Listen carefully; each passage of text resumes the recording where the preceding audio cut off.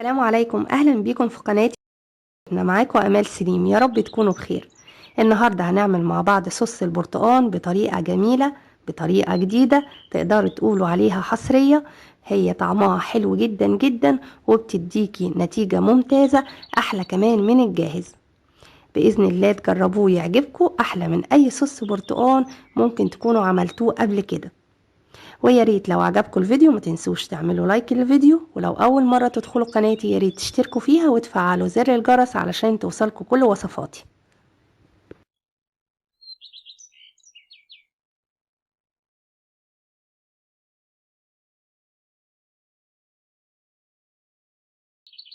يلا نبدأ ونقول بسم الله. اول حاجة معايا 2 كوباية من عصير البرتقال. نحاول يكون عصير البرتقال بيور يعني مركز، ما يكونش فيه مية، او لو فيه مية تكون نسبة قليلة.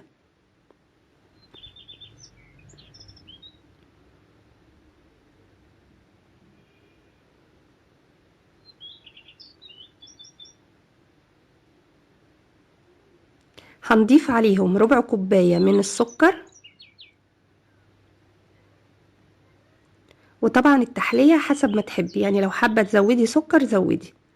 وهنضيف عليهم معلقة كبيرة من النشا.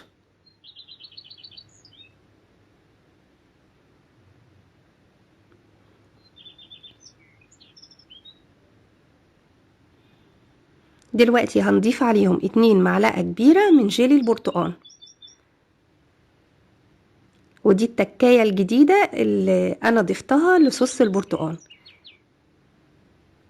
يعني دي طريقة جديدة لصوص البرتقال بس جميلة جدا، وبإذن الله لما تجربوها هتعجبكم. هنقلب كل المكونات مع بعض لحد ما اتأكد ان النشا دابت تماما، يعني ما ينفعش احطها على النار ولسه في اجزاء من النشا ما دابتش. هحطها على النار واستمر في التقليب. انا النهارده بجهز معاكم صوص البرتقال، وباذن الله الفيديو الجاي هنزل لكم كيكه البرتقال بجد في منتهى الجمال، تحفه جدا ولا هتلاقي اروع ولا احلى منها. وهنستخدم فيها الصوص اللي عملناه النهارده.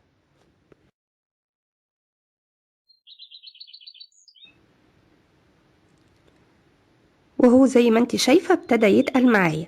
هنفضل سايبينه على النار مع التقليب لحد ما يبتدي يتقل. زي ما انت شايفه كده لما بحرك الاسبتيوله بتلاقي مكانها فاضي، ده معناه ان هو كده خلاص ابتدى يجهز معايا.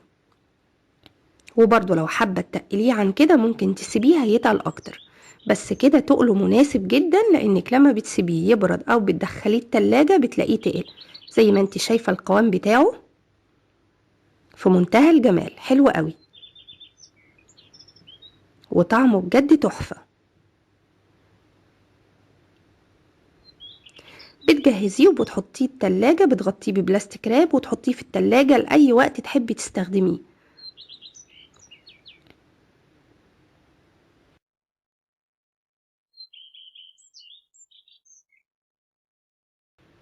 شايفة ناعم ازاي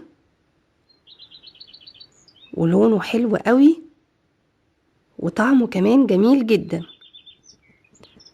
بجد احلى من اي طريقة تانية لصوص البرتقال.